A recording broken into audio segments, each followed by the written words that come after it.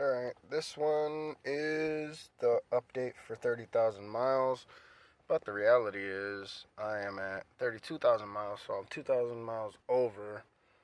But I've been doing a little bit of road tripping lately. That's why it's like 10,000 miles in the past 4 or 5 months.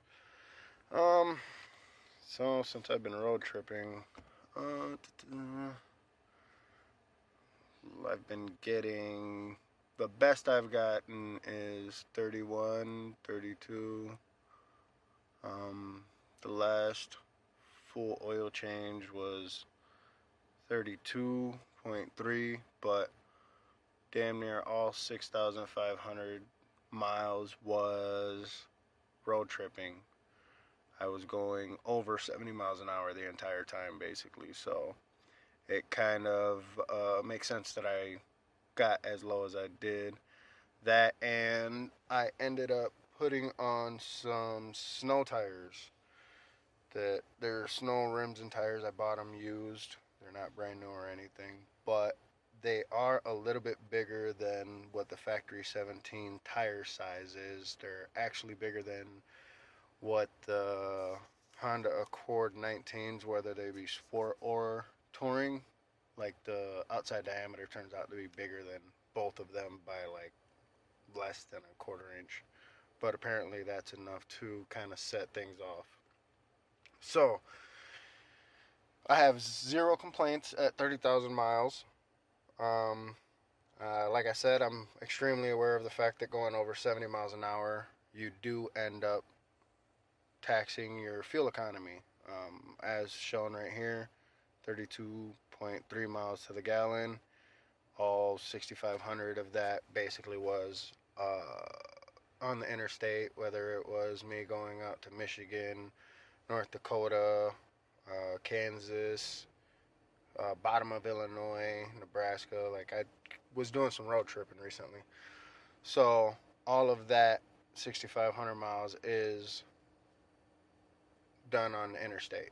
None of that was really done in the cities except for like running to and from the grocery store. So, um, but then again, like I said, the snow tires that I do have on right now are bigger than what the 19s, like the overall outside diameter is bigger. So they're 225, 55, 17.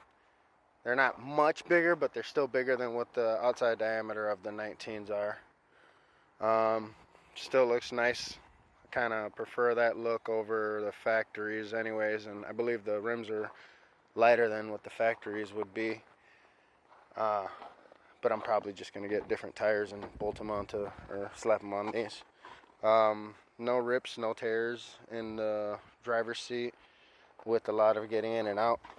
I think I'm gonna keep this video extremely short because there's really not much else I can say past that. Um, yeah, like I said, this is just a quick. Oh, no, I lied. There is one more thing that I did do that I'm gonna make a separate video on, but I'll touch on it in this video. If you know what that is, you already know what I did. That is actually the Comma Dot AI 2, which takes your lane keep assist and active cruise control system and takes it to the next level. Basically, what it really does is takes Honda's sensing lane keep assist, brings it up to the next level, and you don't actually have to touch the steering wheel much. It's not perfect. There is no completely autonomous or any of that stuff that doesn't exist right now. And if it does, they don't really want to release it in the US just because that's a lot of liability and everything. But either way, that is the one thing that I did add on, and I'm going to make a second video that's separate specifically for the Comma.ai. But just touching on it right now, I did a road trip to Missouri, because I say that because it was boring as hell. But I did a road trip down to Missouri, and that was when I first installed the system.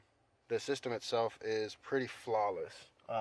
There are limitations to the turning radius, so basically, if you turn anything past right there, it can't do it. Anything past right there, it won't do it. It'll force you to take over. Um, the camera on it is actually really good. It picks up the lanes perfectly, whether you're on the freeway or on side streets. If there's no middle lane, it's like the divider, it'll still pick up the curb, the street, and it'll kind of put you where you need to be. Um, yeah, so like I said, I'm gonna just touch on that because I'm gonna make a completely different video specific to the Commodore AI 2 system. But yeah, so everything else is kind of perfect. Can't complain. I'm not gonna say perfect, but I can't complain. It's still a really good vehicle. I have no complaints at all.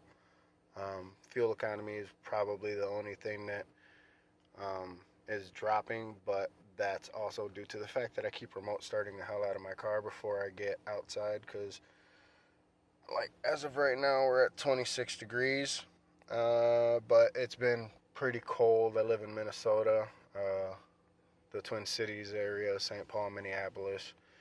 So it's just, it is what it is. It's wintertime. I'm going to use my remote start. So that's probably another big reason why my fuel economy has basically taken a 6-point hit. But either way, I'm going to stop this video right here. It's been long enough. I will do an update in roughly 8,000 miles because I decided to just do every 10,000 miles and see where it goes. But yeah, I'm going to do another video talking about the Commodore AI 2, whatever it's called. I think it's just the Comma 2. So yeah, I'm going to do a separate video on that one shortly.